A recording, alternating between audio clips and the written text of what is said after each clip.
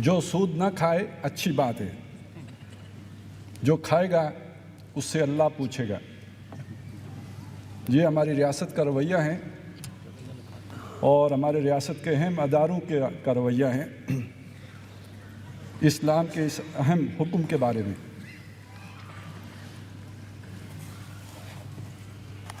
علامہ اقبال نے سود کے حوالے سے کچھ اور بھی باتیں ارشاد فرمائی ہیں۔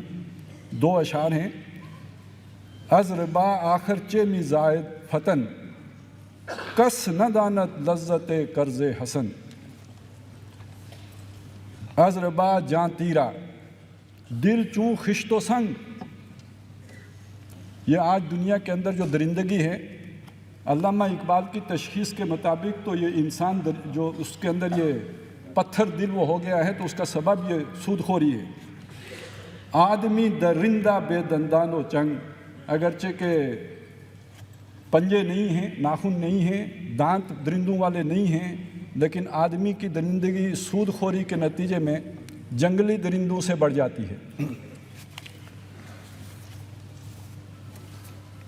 اب ہمارے پاس 2 ہی مقررین باقی بچے ہیں اور دونوں ماشاءاللہ سے کسی تعارف کے زیادہ محتاج نہیں ہیں۔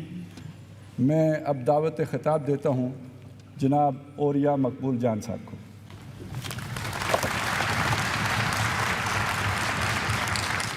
الحمدللہ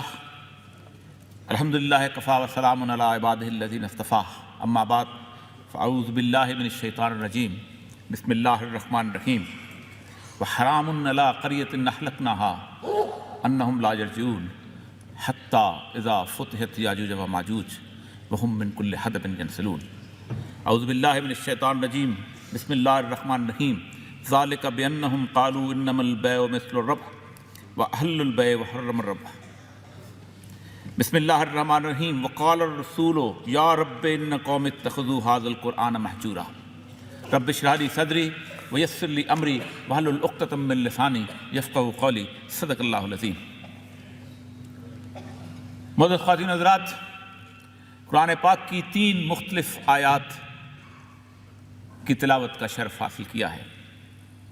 پہلی صورت انبیاء سے لی گئی ایک آیت ہے۔ اللہ تبارک و تعالیٰ کا قرآن پاک میں ایک دستور ہے کہ وہ آنے والے وقت کے بارے میں وارننگ دیتے ہیں، لیکن وقت کا تعین کہیں نہیں ہوتا۔ وَيَقُولُونَ مَتَىٰ هَٰذَا الْوَعْدُ إِن كُنتُمْ صَادِقِينَ، یہ جو کہتے ہیں کہ بتاؤ کب آئے گی وہ گھڑی، بڑے ڈراتے ہو تم، اگر تم سچے ہو تو بتاؤ۔ قُلْ، ان سے کہہ دو، إِنَّمَا اللہ، اس کا علم صرف اللہ کو ہے، وَإِنَّمَا أَنَا نَذِيرٌ مُّبِينٌ، اور میں تو صرف ایک کھلا کھلا ڈرانے والا ہوں تمہیں۔ لیکن قرآن پاک کی ان آیات کے اندر پہلی دفعہ اللہ تبارک و تعالیٰ نے اپنی اس سنت کو تبدیل کیا ہے۔ اللہ نے باقاعدہ ایک ٹائم لائن بتائی ہے کہ اس ٹائم لائن کے وقت میں آپ ان مسائل اور مشکلات کا شکار ہو گئے۔ فرمایا وَحَرَامٌ عَلَىٰ قَرْيَةٍ أَهْلَكْنَاهَا، ہم نے ایک بستی کو ہلاک کر دیا، اور ہلاک کرنے کے بعد ہم نے اس بستی کو اس کے رہنے والوں کے لیے حرام قرار دے دیا۔ انہم لا یرجعون، اب یہ لوگ کبھی واپس نہیں آئیں گے۔ حتیٰ، کب واپس آئیں گے؟ اذا فتحت یاجوج و ماجوج، جب ہم یاجوج اور ماجوج کو کھول دیں گے۔ وہم من کل حدب ینسلون، اور وہ بہت بلندیوں سے تم پر حملہ آور ہوں گے۔ مجھے زیادہ تفصیل میں جانے کی ضرورت نہیں، قرآن پاک جس بستی کا ذکر کر رہا ہے تمام مفسرین متفق ہیں کہ وہ یروشلم کی بستی ہے۔ یہودیوں پر بڑا عذاب، مجھے اکثر لوگ کہتے ہیں یہودیوں کے خلاف بولتے کیوں ہو، تو میں ان سے کہتا ہوں اللہ کم از کم 37% یہودیوں کے خلاف قرآن پاک میں بولا ہے۔ قرآن پاک کو گپ چپ کی کتاب نہیں ہے، بتایا ہے مختلف عذاب آتے رہے ان پر۔ آخری دفعہ بخت نصر کا عذاب تھا، انہوں نے اس کو نکالا اور اپنے پاس لے گیا جتنے اس کے کام کرنے والے لوگ تھے، لیکن ان تک وہ بحیثیت قوم مجتمع رہے، اکٹھے رہے، اور ان تک انبیاء بھی آتے رہے، اور وہ ان کو بابل و نینوا کے علاقے کے اندر تفصیل بتاتے رہے، اور وہ ان کو جیسے آتا ہے انبیاء کو قتل بھی کرتے رہے اور ان سے روگردانیاں بھی کرتے رہے۔ لیکن 70 عیسوی میں جب آخری حملہ ہوا ہے حضرت عیسیٰ کے بعد، تو رومنز کا تھا، اور پھر اللہ کہتا ہے میں تک تقسیم کر دیا۔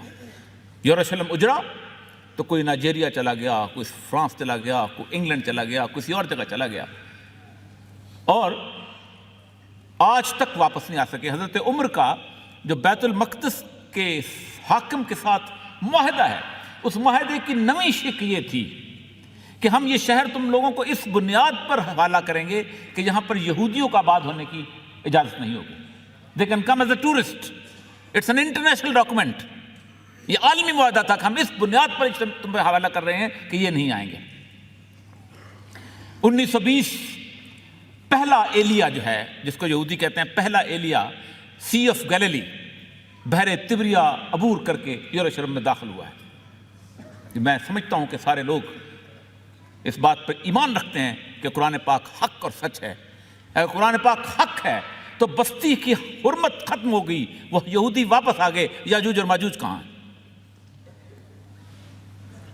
ہمارے مفسرین مدتوں اس بات کو سمجھ نہیں پائے، لیکن حیرت کی بات ہے وہ جو سورہ کہف کے بارے میں خضر کے علم کی حیثیت بتائی گئی ہے، وہ کچھ لوگوں کو اللہ تعالیٰ پھر جب جبلت میں وصیت کرتا ہے، تو اقبال نے اس شعر کی 1925 کے اندر پہلی دفعہ تفسیر کیا، کہا کھل گئے یاجوج اور ماجوج کے لشکر تمام، چشم مسلم دیکھ لے تفسیر حرف جنسلو۔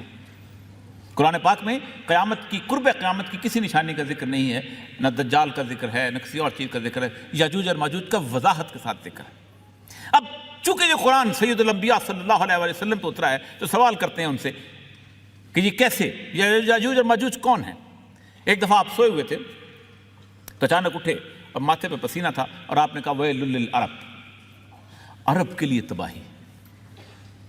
رسول اللہ صلی اللہ علیہ وسلم کی بات کی حکمت کو صرف اس فکرے سے شروع کرتے ہیں، عرب کے لیے تباہی، ویل للمسلمین نہیں کہا۔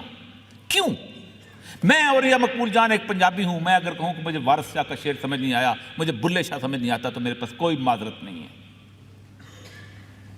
ایک اردو سپیکنگ غالب کے شعر کے بارے میں، اقبال کے شعر کے بارے میں توجیحات ڈھونڈتا پھرے تو، اور اس کے تباہر اس کے اوپر نہ ہوتے، تو کوئی ایکسکیوز نہیں ہے۔ عربوں کی زبان میں اللہ نے قرآن اتارا تھا، اور جو کچھ عربوں نے اس قرآن کے ساتھ کیا ہے، میں نے آخری جو سورہ فرقان کی آیت پڑھی ہے، اس آیت کو اگر آپ سب لوگ پڑھنا شروع ہو جائیں، ایک دفعہ اس کو غور سے پڑھیں، تو آپ یہاں کھڑے کھڑے کانپ جائیں گے۔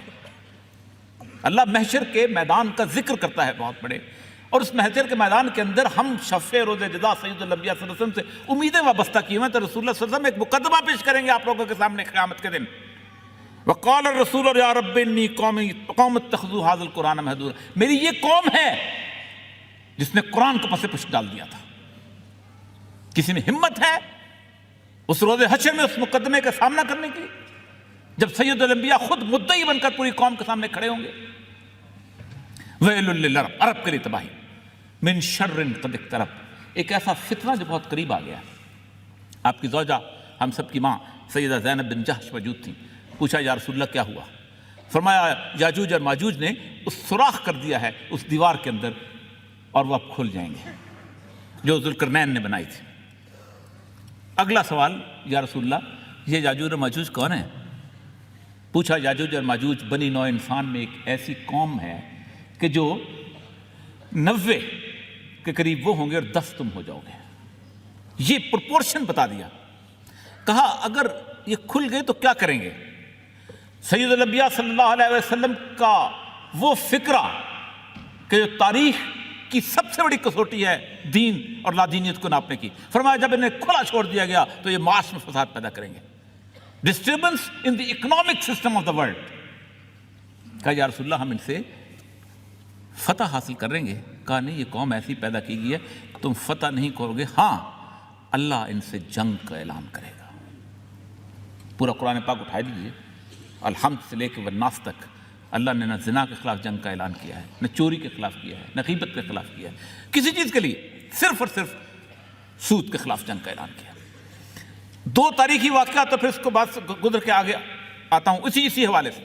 جب سید الانبیاء صلی اللہ علیہ وسلم فرما رہے تھے کہ یاجوج اور ماجوج نے ذوالقرنین کی اس دیوار میں سوراخ نکال دیا ہے، تو اسی وقت، کیونکہ سورہ کہف میں بہت تفصیل سے سفر موجود ہیں ذوالقرنین کے، مشرق کی طرف گئے، مغرب کی طرف گئے، اور ایک ایسی جگہ گئے جہاں سورج ڈوبتا اور ابھرتا ہوا نظر آیا۔ وہاں جا کے ان لوگوں نے کہا کہ ایک ایسی قوم یہاں پر آباد ہے، یاجوج اور ماجوج، مفسدون فی الارض، زمین میں فساد پیدا کرتے ہیں، اور ہمیں ان کی زبان سمجھ نہیں آتی، تو کچھ کرو۔ اب وہ مسئلہ ہے، حضرت ذوالقرنین جو تھے وہ بیسیکلی اللہ تعالیٰ کی حکمت، وہ مطلب اسٹریٹجک الائنسز والے لوگ نہیں تھے، یا جسے کہتے ہیں خاص قسم کا کہ ان کو ختم کر دیتے ہیں، ان کو پتہ تھا کیا حکمت ہے۔ ان کا مجھے تانبا لا دو، لوہا لا دو، انہوں نے وہ دیوار بنا دی اور کہا کہ جب اللہ کا حکم ہوگا یہ دیوار ٹوٹ جائے گی۔ ایک واقعہ تاریخ کی بتاتی ہے۔ دوسرے واقعہ تاریخ کا اتنا بڑا واقعہ ہے کہ جس کو ہم لوگ شاید سوچ نہیں پاتے، کہ خزا ایک قبیلہ ہے، اگر آپ ایران میں جائیں تو کیسپین سی جو ہے اس کو بحر خزر کہتے ہیں۔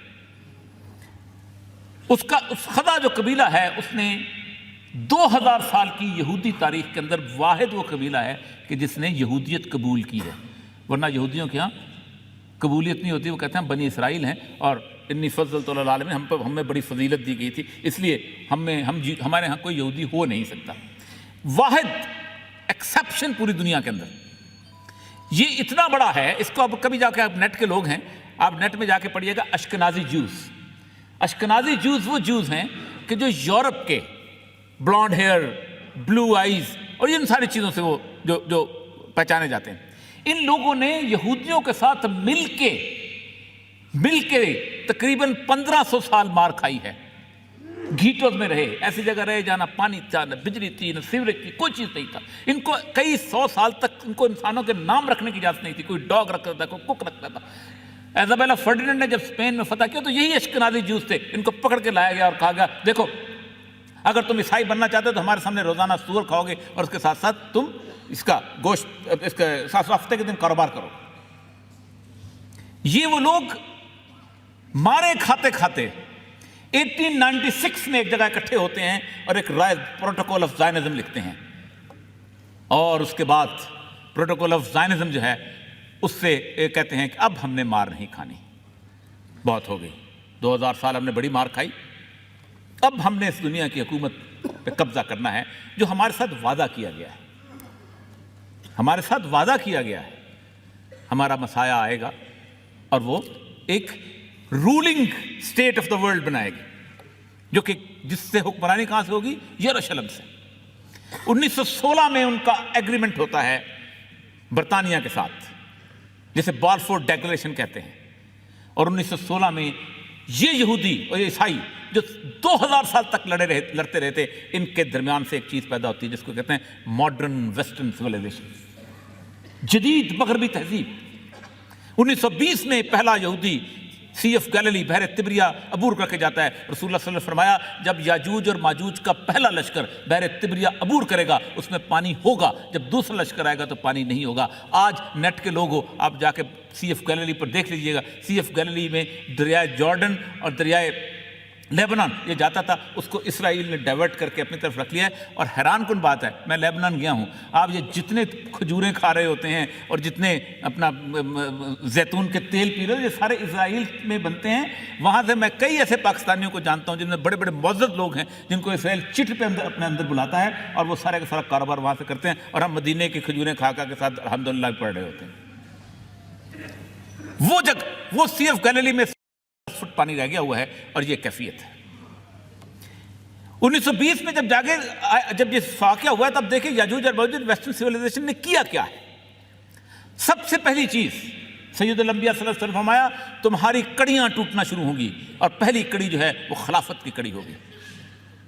سلطنت عثمانیہ کو توڑا گیا، کہاں کہاں سے نعرے بلند ہوئے، اور جسے ماڈرن سیکولر نیشن سٹیٹس کہا جاتا ہے، اس دنیا کے اندر لوگوں کو کہا گیا کہ اپنے اپنے رنگ، نسل، زبان اور علاقے کی بنیاد پر تقسیم کیا جاتا ہے۔ مصریوں نے کہا ہم مصر کے رہنے والے ہیں، ہمیں ہمارا ملک دے دو، ہم بابل و نینوا کے وارث ہیں، عراق ہمیں دے دو، ہم سعودی ہیں، ہمیں نسلی اجارہ حاصل ہے اس لیے ہمیں سعودی عرب دے دو، ہم فارس اعظم کے وارث ہیں، 3000 سال سے ہماری بادشاہت چلی آ رہی ہے، ہم آپ رضا شاہ پہلوی، ہمیں ہمارا ملک ایران دے دو۔ اسپین نے کہا ہمیں دے دو، فرانس نے کہا، سب نے پوری دنیا کو ایک چڑیا گھر میں تقسیم کر دیا گیا۔ خلافت 1920 دنیا کا پہلا مس ورلڈ کا کمپٹیشن آیا، فلوریڈا کے ساحلوں پر ایک دن لمبا ویکینڈ آ گیا، انہوں نے کہا کیسے ان کو لوگوں کو رکھیں کہ ہوٹلوں میں رہیں؟ انہوں نے کہا اچھا ایسا کرتے ہیں بکنی سوٹس کے اندر عورتوں کا کمپٹیشن کرا دیں۔ اس کمپٹیشن کے بعد ایک لڑکی کو تاج پہنایا گیا اور پھر کہا گیا اگلے سال ہم پھر اسی دنوں میں ملیں گے۔ پھر ملے، لڑکی جیتی، انٹرویو شروع ہوئے، اوہو اس کے تو 2 بچے بھی ہیں، اس کا تو ایک خامد بھی ہے، سارا تصور ملیا میٹ ہو گیا۔ رولز بنائے گئے کہ جو مس ورلڈ ہوگی اس کے پاؤں کے ناخن سے لے کے سر کے بال تک یہ پیمائش ہوگی اور اس کا نہ کوئی بوائے فرینڈ ہوگا اور نہ کوئی خامد ہوگا۔ 1920 سے لے کے آج تک 1 سال کے لیے بھی جنگ عظیم دوم کے اندر بھی، جنگ عظیم اول کے اندر بھی آج تک کسی طور پر یہ مس ورلڈ اول تو پہلے ہو گئی تھی، جنگ عظیم دوم 1 دن کے لیے بھی مس ورلڈ کا کمپٹیشن ختم نہیں ہوا۔ جو لوگ مجھے کہتے ہیں کہ بنیادی طور پر یہ جو حجاب ہے it's a religious issue, it's an economic issue. ایک عورت جب حجاب پہنتی ہے تو اپنے پیچھے $110 بلین کی انڈسٹری کو لات مار رہی ہوتی ہے۔ بال کرل کرنے والے اور ہیں، بال رنگ کرنے والے اور ہیں، کوئی مقام عورت کا نہیں سر سے لے کے پاؤں تک جس کو بازار میں لا کے کھڑا نہ کیا گیا۔ پوری فیمنزم کی تحریک چلائی گئی، اس کو تماشا بنایا گیا اور وہ خوش ہے اس تماشا بننے کے اوپر کیونکہ اس سسٹم کی حصہ ہے۔ اس کے بعد جو ابھی بڑی تفصیل سے انہوں نے بتا دیا، بہت تفصیل سے جان پرکنز کے حوالے سے ایک اکنامک سسٹم بلڈ کیا گیا جس کی تفصیل انہوں نے بنائی کہ 1694 میں یہ جو یہودی تاجر تھے جو کہ سونا دے کے وہ کرتے تھے، وہ چلے گئے ملکہ برطانیہ کے پاس۔ اور کیوں گئے؟ اس لیے کہ فرانس اور امریکہ نے ایک بہت بڑی جنگ لڑی تھی اور اس جنگ کے اندر برطانیہ کے اس کو قرضہ لے کے جنگ لڑ رہا تھا۔ کہا تم اتنے مقروض ہو گئے ہو، ہمیں بینک آف انگلینڈ کا ایک چارٹر دے دو۔ وہ بینک آف انگلینڈ کا چارٹر کے ساتھ یہ کہا تھا ایک مہربانی اور کرو کہ ہم یہ جو پرومزری نوٹ جاری کرتے ہیں، یہ جو چیزیں جاری کرتے ہیں، ہم اس پرومزری نوٹ جو ہے اس کو ہمیں جائز قرار دے دو۔ اس پرومزری نوٹ کو گورنمنٹ کی اتھینٹسٹی حاصل ہوئی۔ آپ کو پتہ ہے کہ جو یونائٹڈ اسٹیٹس آف امریکہ کی جو ٹریجری ہے وہ امریکہ اس کا مالک نہیں ہے، بل کلنٹن اس کا مالک نہیں تھا، اوباما اس کا مالک نہیں ہے، 870 بینکس ہیں کہ جو اس کو بتاتے ہیں کہ تم اتنے ڈالر چھایا کر سکتے ہو۔ پیپر کرنسی وجود میں آئی۔ یہ پیپر کرنسی ہے کیا؟ میں نے $50 بلین بازار میں جا کے خریدتا ہوں، وہ $70 بلین خریدتا ہے، وہ $200 بلین خریدتا ہے، ہم $400 بلین لے کے ہم کہاں جاتے ہیں؟ ہم جاتے ہیں سعودی عرب، ہم جاتے ہیں عراق، ہم جاتے ہیں ایران، ہم جاتے ہیں فلاں جگہ، ہم کہتے ہیں ہمیں تیل دے دو۔ 1 لاکھ ڈالر کے سے بھی کم میں بہترین سیاہی لگا کے یہ چیز ڈالر چھاپے جا سکتے ہیں۔ آج اگر صرف ایک فیصلہ ہو جائے کہ تیل پاکستان کے روپے میں بیچا جائے گا تو پاکستان کا روپے میں $80 یا $100 مارکیٹ میں بیچنا شروع ہو جائیں گے۔ بینک آف انٹرنیشنل سیٹلمنٹ جس پر ذکر کیا انہوں نے، جس دن نارمنڈی فتح ہوا ہے اس دن نارمنڈی فتح ہونے کے صرف 4 دن کے بعد برٹن ووڈ کے اندر یہ لوگ جمع ہوئے، کہا اب ہم نے تہس نہس کر دیا ہے، ہم نے دنیا کو رنگ، نسل، زبان اور علاقے میں تقسیم کر دیا ہے۔ اور میں اکثر پاکستان کے بارے میں کہا کرتا ہوں کہ پاکستان وہ خوش قسمت ملک ہے، بہت خوش قسمت ہو آپ لوگ۔ پاکستان وہ خوش قسمت ملک ہے کہ جس خوش قسمت ملک میں جب فیصلہ ہو رہا تھا تو لوگ کہہ رہے تھے ہم مصری ہیں، ہم شامی ہیں، ہم ایرانی ہیں، ہم فلاں ہیں۔ واحد ملک تھا جس نے 1400 سال کے بعد بدر پیدا کی تھی کہ میں محمد حسین چیمہ ہوں، یہ ارجن داس چیمہ ہے، ہم ساگ ایک طرح کھاتے ہیں، ہم بھنگڑا ایک طرح کا ڈالتے ہیں، ہم ہیر ایک طرح کرتے ہیں، لیکن یہ میرا بھائی نہیں ہو سکتا۔ بینک آف انٹرنیشنل سیٹلمنٹ آیا، اس بینک آف انٹرنیشنل سیٹلمنٹ نے یہ طے کیا کہ good will of the country کیا ہوتی ہے، کہ ایک ملک کو کیسے بتائیں گے کہ اس کا سکہ جو ہے وہ زیادہ بہتر ہے۔ Nigeria is an oil rich country, بہترین تیل، 1.5 گنا زیادہ تیل ہے اس کے پاس سعودی عرب سے۔ نائجیریا کا سکہ غریب ہے، آئس لینڈ جہاں گھاس نہیں اگتی اس کا سکہ جو ہے وہ مضبوط ہے۔ یہ وہ پورے کا پورا سسٹم ہے یاجوج اور ماجوج کا کہ جو کہ اس طرح آ کے اب پہ حاوی ہوا۔ اب قرآن کی آیت حتی اذا فتحت یاجوج و ماجوج وہم من کل حدب ینسلون، وہ تم پہ ہر بلندی سے حملہ آور ہوں گے۔ آج آپ کی ساری فحاشی ساری کس کے تھرو آتی ہے؟ وایا سیٹلائٹ۔ آپ کا سارا بینکنگ سسٹم وایا سیٹلائٹ، آپ کی ساری پاور پالیٹکس وایا سیٹلائٹ۔ ایسے نہیں اقبال نے کہا تھا قرآن کی تفسیر کرتے ہوئے کہ کھل گئے یاجوج اور ماجوج کے لشکر تمام، چشم مسلم دیکھ لے تفسیر حلف ینسلون۔ اب یہاں پر سوال پیدا ہوتا ہے کہ اس سارے کے سارے سسٹم کی بیس کیا ہے؟ जिस वक्त नेशन स्टेट्स बनाई गई तो 3 जिम्मेदारियां सौंपी गई उन नेशन स्टेट्स को, हर नेशन स्टेट को। Number 1, every country must have a constitution. हर मुल्क का एक आईन होना चाहिए। ये आईन क्या चीज है? 1948 में पहली कैनेसेट का इजलास हुआ और डेविड बेन गुरियन खड़ा हुआ। उसने कहा, we will not develop a document और a book which will have more sanctity then तौरा एंड तालमुद। हम कोई ऐसा कानून आईन नहीं बनाएंगे जिसकी इज्जत और तौकीर जो है कुरान और तालमुद से ज्यादा हो। The constitution of Israel is तौरा। इजराइल का आईन तौरात है। दुनिया में 6 मुल्क ऐसे हैं जो कॉन्स्टिट्यूशन के बगैर चल रहे हैं।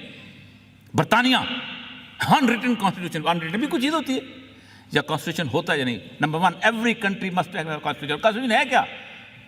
5, 6, 7, 8 दफात निकाल के वो डाल के वो सारी सिमिलरिटी 85% सिमिलरिटीज होती है कॉन्स्टिट्यूशन के अंदर। Second, every country must have a central bank. इसका एक सेंट्रल बैंक होना चाहिए। वो क्यों होना चाहिए? ताकि वो कागज के नोट छाप सके। ताकि मैं आपकी जेब में से 100 रुपए का नोट है, मैं हुक्म देता हूं कि 100 रुपए के 1 अरब के नोट और छापना शुरू कर दे, आपकी नोट की कीमत 90 रुपए रह जाएगी। है क्या ये? बकरी सैयदुल अंबिया सल्लल्लाहु अलैहि वसल्लम के ज़माने में भी जो बात कर रहे थे इन्फ्लेशन की, 1 दिनार की बकरी आज भी 1 दिनार की, बाकी सब जरदारी और नवाज शरीफ का कागज। तीसरी चीज जो सबसे इंपॉर्टेंट थी कि every country must have a national date. दुनिया का हर मुल्क जो है उसको वो मकरूज का एक कौमी कर्जा होना चाहिए। मैं रात को सोया हूं, सुबह मुझे पता चलता है कि मैं 50 रुपए का मकरूज हो गया हूं। किस खुशी में? मुझसे पूछा था, क्योंकि उसकी बुनियाद पे डेमोक्रेटिक सिस्टम आपने बनाया था। जो इकबाल कहता है ना कि हमने खुद शाही को पहनाया है जमहूरी लिबास, जब कभी आदम हुआ है खुद शनास व खुद नगर। और वही कहता है, गुरेज अख्तर से जमहूरी गुलाम पुख्ता कारिश हो। कहते जमहूरी से गुरेज करो और किसी एक पुख्ता कार का गुलाम हो जाओ। क्या मग़ज़े दो सद खर फिक्र इंसानी नमी आई, कि इंसानों की 200 गधों के दिमाग से इंसानों की फिक्र पैदा नहीं हो सकती। हालत यह है कि इस पूरे के पूरे सिस्टम के अंदर उसको सपोर्ट देने के लिए लोग कहते हैं डेमोक्रेसी जो है it's a will of the people speaking in the parliament. ये लोगों की इलेक्टेड होती है। $6.8 बिलियन ओबामा के पास ना हो, उसका बाप नहीं सोच सकता इलेक्शन लड़े। €4 बिलियन अगर सरकोजी के पास ना होते, कूदता भी ना इलेक्शन के अंदर। गॉर्डन ब्राउन के पास ना होते, तब भी वो सोच ना सकता। क्यों? फंडिंग। आज आप कहें नॉन पार्टी इलेक्शन करो, कहेंगे ज़ियाउल हक का एजेंट है, फलाने का एजेंट है। इसलिए कि पूरी पार्टी को खरीदा जाता है। $15 ट्रिलियन अमेरिकन जीडीपी, $15,000 अरब, $16,000 अरब अमेरिकन डेट। अमेरिका को कर्जे की जरूरत नहीं, लेकिन दिया गया। ये बनते $31 ट्रिलियन। इन दोनों को मिला के उससे भी ज्यादा $32,000 अरब जो हैं अमेरिका के सरमायादारों ने केमन आइलैंड के अंदर रखे हुए हैं। एक आवाज नहीं उठती कांग्रेस में। एक 1921 से 22 में किसी ने उठाई थी, तो रॉकफेलर का बाप होता, उसने कहा था, you are a dog, you should bark from our side. हमारे कुत्ते हो, हमारी तरफ से भौंका करो। इसको फंडिंग कौन करता है? वो आर्टिफिशियल क्रेडिट क्रिएशन। बैंक जो है वो कर्जा नहीं देता, गरीब आदमी को तो बिल्कुल नहीं देता। जिसको पता चल जाए कि इसकी जायदाद इतनी है कि मैं ही मुझे वापस देता, उसको कर्जा देता है। बैंक भरोसा बेचता है। 10 रुपए का कागज, 10,000 रुपए का कागज गन्ने वाले से चीनी वाले के पास, चीनी वाले से खाद वाले के पास, खाद वाले के पैसे होते होते वो बैंक को जो है वो माला माल कर देता है। कागज के 323 अरब रुपए की हमारी टोटल सिक्योरिटीज हैं। हमने 980 अरब रुपए के कागज जारी किए हुए हैं। आज अगर आप कहें कि मुझे जो इबारत आपने लिखी हुई है जिस पे लिखा हुआ है कि हिंदू तलब को अदा करेगा, आपको 1 दिन में अदा नहीं कोई कर सकता। आज अगर आप अपने चेक बुक लेके, चेक काट के बैंकों के दरवाजे पे खड़े हो जाएं और कहें हमारे पैसे कागज के नोट दे दो, वो जारी नोट भी नहीं दे सकते। ये है टू का तस्वर। ये पूरा बैंकिंग सिस्टम है। 45,000 कॉर्पोरेशन हैं दुनिया की, जिनको 500 कोर कॉर्पोरेशन जो हैं वो उनको गवर्न करती हैं, और 20 बैंक हैं जो उनके अंदर इन्वेस्टमेंट करते हैं। और अब तो कंपनी बड़ी और किस्म की हो गई हैं। आपने यहाँ कंप्यूटर खोला हुआ है, आपने 10 लाख, 15 लाख, 20 लाख वो किया हुआ है, आप जहाँ से ये गल्ला वहाँ से रोक लो 1 घंटे, एक साल के लिए या 15 दिन के लिए, ये वहाँ ये रोक लो, ये ऊपर हो गया, ये नीचे हो गया, आप कुछ नहीं कर रहे। اس پورے بینکنگ سسٹم کو 2008 میں مکمل طور پر جب ختم کیا گیا، جب تباہ کیا گیا، کس نے تباہ کیا؟ اس کے اندر انہیرنٹ فالٹ تھا، کیونکہ یہ ببل تھا، یہ جب برسٹ ہوا تو مجھے بڑی حیرت ہوتی ہے، مجھے بڑی تکلیف ہوتی ہے، مجھے بڑا دکھ ہوتا ہے کہ پوری دنیا میں اس کو سپورٹ کرنے کے لیے اسلامک بینکنگ وجود میں آ گئی۔ کیوں؟ ہم تمہیں راستہ بتاتے ہیں، ہم بتاتے ہیں کیسے اس مسلم امہ کو بیوقوف بنایا جاتا ہے۔ 37 آپ کو پتا ہے کہ دنیا کے تمام اسلامک بینکنگ کے اندر ماہرین گورے ہیں آج کل۔ ہیلا 1، ہیلا 2، ہیلا 3، ہیلا 4، اس پورے سسٹم کو کی بنیادوں کو استوار کیا۔ اقبال کہتا ہے اپنی ملت پر قیاس اقوام مغرب کا نہ کر، خاص ہے ترکیب میں قوم رسول ہاشمی۔ مجھے جب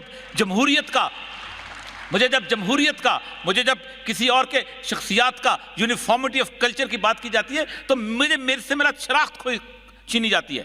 میں جب تک اپنے سربراہ کو وزیر اعظم کہتا رہوں گا، میں اس کا موازنہ چرچل کے ساتھ کروں گا، میں اس کا موازنہ اٹلی کے ساتھ کروں گا۔ جب تک اپنے صدر کو صدر کہتا رہوں گا، میں اس کا موازنہ آئزن ہاور کے ساتھ کروں گا، میں اس کا موازنہ ڈیگال کے ساتھ کروں گا۔ لیکن اگر اس قوم میں کھڑے ہو کے کوئی شخص اپنے سربراہ کو امیر المومنین کہنا شروع کر دے تو اس کا پہلا موازنہ جو ہے عمر بن خطاب سے ہوگا، علی المرتضیٰ سے ہوگا۔ جب تک ایک قوم اپنی ٹرمینالوجیز کے اندر زندہ رہنا نہیں سیکھے گی، اس وقت تک یہ آگے نہیں بڑھ سکتی۔ ہم کتنی آسانی سے ایک دوسرے کو آئی لو یو کہہ دیتے ہیں، اس لیے کہ ہمیں اس کا احساس نہیں ہوتا۔ لیکن اگر کسی لڑکی کو یہ کہنا پڑ جائے کہ میں تم سے عشق کرتا ہوں یا کرتی ہوں تو اس کے ماتھے پہ 10 دفعہ پسینہ آ جائے گا۔ یہ ٹرمینالوجیز کا فرق ہے جس کے اندر زندہ رکھا جاتا ہے۔ یونیفارمٹی آف کلچر، ایک جیسی جینز پہنیں گے، ایک جیسی قمیض پہنیں گے، ایک جیسا برگر کھائیں گے، ایک جیسی پیزا لیں گے، تمام کلچر۔ میں اس کی مثال بینکاک سے دیا کرتا ہوں۔ امریکہ جہاں گیا ہے اس نے اس ملک کو قحبہ خانہ بنا کے چھوڑا ہے۔ 6 لاکھ طوائفیں ہیں وہاں پر اس وقت بینکاک کے شہر کے اندر۔ کیا کرتی ہیں؟ کسی سے $100 لیا، صبح اٹھے، نائکی کے شوز پہنے، YSL کی جینز لی، لپسٹک لی، نائکی کی جینز لی، شرٹ لیا اور پیزا کھایا اور رات کو تھکن لے کے اپنے گھر واپس چلی گئی۔ حلال، ابھی مقرر صاحب نے بڑی مزدار بات کی کہ حلال، میں حیران ہوتا ہوں کہ حلال جو ہے وہ اس جیسے حلال کی سرٹیفکیشن ہوتی ہے۔ کارپوریٹ کلچر کرتا کیا ہے؟ ایمسٹرڈیم جائیں، ایمسٹرڈیم میں دنیا کا سب سے بڑا طوائفوں کا گڑھ ہے جہاں دنیا بھر سے طوائفیں لائی جاتی ہیں۔ وہاں 2 گلیاں ایسی جس کے اوپر لکھا جاتا ہے جہاں حلال طوائفیں میسر ہیں، جنہوں نے زندگی بھر کبھی سور نہیں کھایا، جو شراب نہیں پیتی۔ Is this the concept؟ داڑھی آدھا انچ چھوٹا نہیں ہونے دیتے ہو،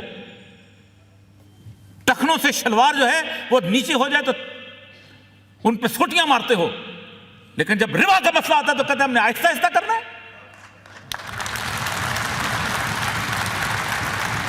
کون سا؟ ہم لوگوں سے ٹویوٹا کمپنی کا وہ مالک زیادہ بہتر ہے کہ وہ بینک آج سے تقریباً 50 سال پہلے وہ گیا بینکنگ کے پاس اور انہوں نے کہا میرے پاس مجھے کوئی ضرورت ہے، مجھے پیسے دے دو۔ انہوں نے کہا 480 تمہارے مزدور ہیں، ان کو نکالنا پڑے گا۔ کہا ہم تو نہیں نکالتے، ہم تو بچوں کی طرح رکھتے ہیں۔ واپس آیا، اپنی اولاد کو جمع کیا اور کہا دیکھو آئندہ کوئی بینک سے قرضہ نہیں لے گا، 100% ہمارے ہیں، ان سے 2% شیئر اپنے رکھو، باقی 98% بیچ دو۔ اور اس کے بعد اس نے خودکشی کر لی۔ اس وقت دنیا کی بگیسٹ آٹو موبائل کمپنی 1 روپیہ بھی کسی بینک سے قرضہ نہیں لیتی اور وہ اپنا مال چلا رہی ہے۔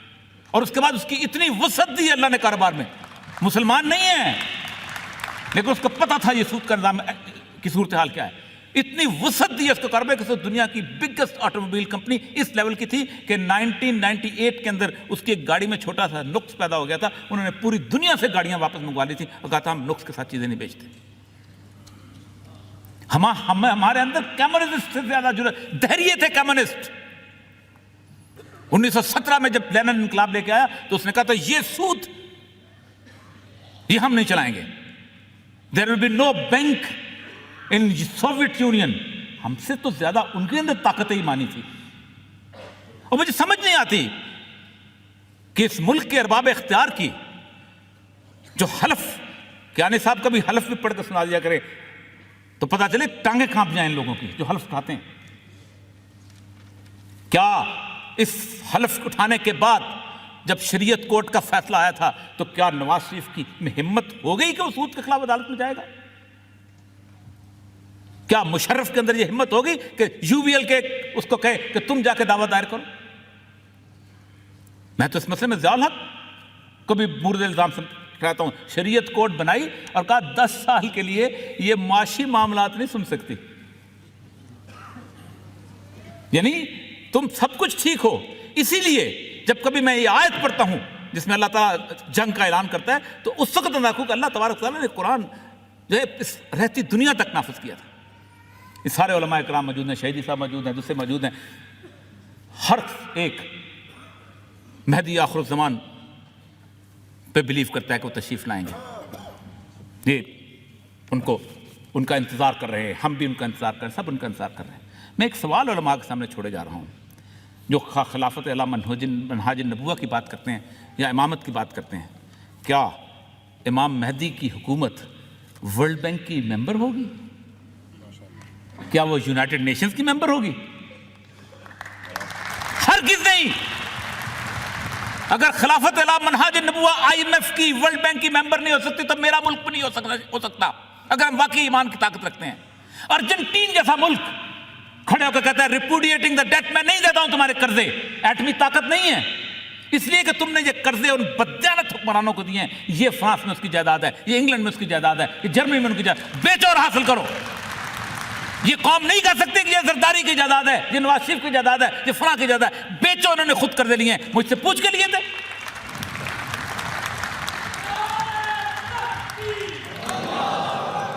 हम जब तक इस बात का इदराक नहीं करते, जब तक हम इस सिस्टम से बाहर नहीं निकलते, जब तक हम इस बनाए हुए इमारत को ध्यान से नहीं गिराते, उस वक्त तक हमारा हश्र ऐसे ही रहेगा।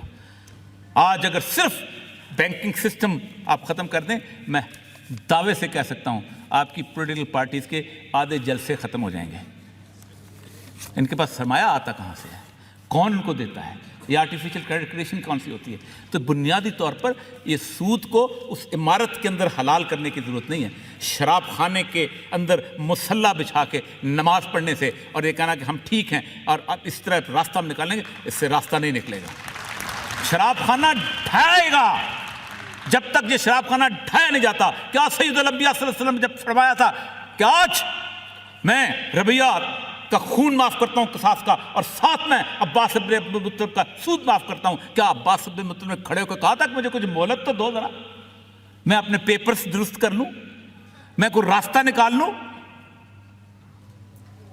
कभी देखिएगा अब्बास इब्न मुत्तलिब का कर्जा कितना था जो उन्होंने दिया था। कहा चचा हुक्म आ गया, खत्म, मैं असल दर भी नहीं लेता हूं कि उसमें शुबा इस बात का है कि कहीं सूद में गलत ना होते। कोई रास्ता नहीं है, कोई तरीकाकार नहीं है। कियानी साहब ने कहा सुप्रीम कोर्ट ये करेगी कुछ? जहां शर्म आनी चाहिए। मैंने उस दिन कॉलम भी लिखा था कि कंटेम्प्ट ऑफ कोर्ट लगती है सरमद जमाल उस्मानी के पर, कि जो कहता है कि जो सूद नहीं लेता वो ठीक है, जो लेता है उसको अल्लाह पूछेगा। तो फिर जब कोई ज़िना जबर का केस आता है उस पर भी कह दिया करोगे, फिर जब कुछ चोरी करने वाला आता है उस पर भी कह दिया करोगे। तमस्खर उड़ाया जाता है इस कौम का। आखिरी एक हदीस सुना के इजाज़त चाहूँगा। सैयदुल अंबिया सल्लल्लाहु अलैहि वसल्लम फरमाते हैं कि एक बस्ती में अल्लाह तबारक तआला ने जिब्रील अलैहिस्सलाम को भेजा और कहा जाओ जाके उस बस्ती पर अज़ाब नाज़िल कर दो।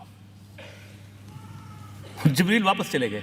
कहा मैंने एक ऐसे शख्स को देखा है कि तुरफत ऐन, आँख झपकने जितना भी गुनाह नहीं करता, मैं क्या करूँ? फरमाया अल्लाह के अल्फाज सुने और अपने आप को मैं जब कभी हदीस पढ़ता हूँ मैं कांप जाता हूँ। अल्लाह फरमाते हैं ये वो बदबख्त है जो आबद और जाहिद था, लेकिन अल्लाह के नाम की गैरत पर इसके चेहरे का रंग नहीं बदलता। सोचिएगा, हमारे चेहरों के रंग बदलते हैं लोगों के साथ उठते बैठते हुए। क्या हम अजाब के मुस्तहिक नहीं हैं? ये तो पता नहीं किन लोगों की दुआएं हैं और सैयदुल अंबिया सल्लल्लाहु अलैहि वसल्लम का साया है कि हम बचे हुए हैं। वरना 199 मुल्क हैं नस्ल और रंग की बुनियाद पर रखे हुए। ہم مسجد ہیں.